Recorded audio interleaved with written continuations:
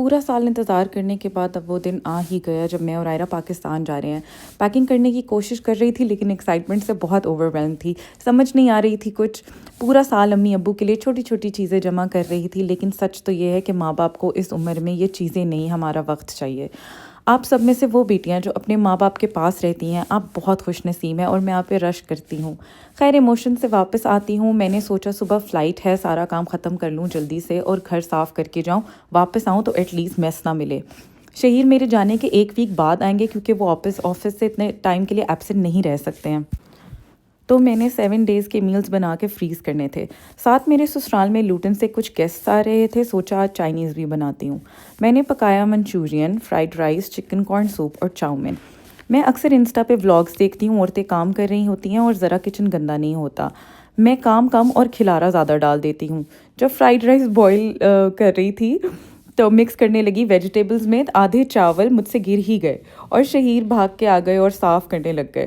پھر جب انہوں نے دیکھا کہ اگر میری ہیلپ نہ کرائی تو رات کے 10 ادھر ہی بج جائیں گے، وہ پیکنگ چھوڑ کے کچن میں آ گئے اور کام جلدی سے ختم کروایا۔ پھر سب کے ساتھ بیٹھ کے ہم نے ڈنر کیا، اور یہ جو فیملی ہے جو لوٹن سے آئی ہے، شہیر کے ماموں ہیں، یہ میری سب سے فیوریٹ ہے کیونکہ ان کے بچوں کے ساتھ آئرہ بہت بہت خوشی سے کھیلتی ہے۔ کھانا بناتے وقت بھی ایک ہی بات سوچ رہی تھی کہ ساری زندگی میں نے اکیلے ٹریول کیا، تو اب میرا دل اتنا کیوں گھبرا رہا ہے اکیلے ٹریول کرنے سے۔ شاید شادی کے بعد پہلی دفعہ میں شہیر کے بغیر ٹریول کر رہی تھی اور مجھے بہت مشکل لگ رہا تھا۔ دوسری طرف مجھے امی ابو کو ملنے کی ایکسائٹمنٹ بھی تھی۔ یہاں میں نے سب کو ڈنر سرو کر دیا تھا۔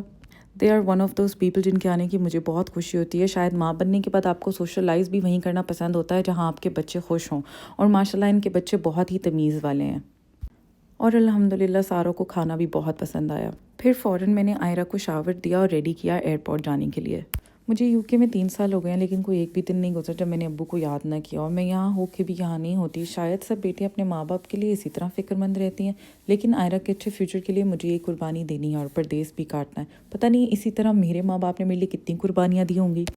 شہیر نے مجھ سے پوچھا میں آپ کو اور آئرہ کو ہالیڈے کے لیے دنیا میں کہیں بھی لے کے جا سکتا ہوں، لیکن آپ ہمیشہ کہتی ہیں جہاں جانا ہے تو بس پاکستان ہی۔ میں اب ان کو کیسے سمجھاؤں کہ میں اپنی ہاؤس ہیلپ کو بہت مس کرتی ہوں، مجھے UK کے سیلونز میں مزہ نہیں آتا، میں پاکستان جا کے بس ریلیکس کرنا چاہتی ہوں۔ چلے میں پاکستان پہنچ کے آپ سب سے ملتی ہوں اگلے ولاگ میں۔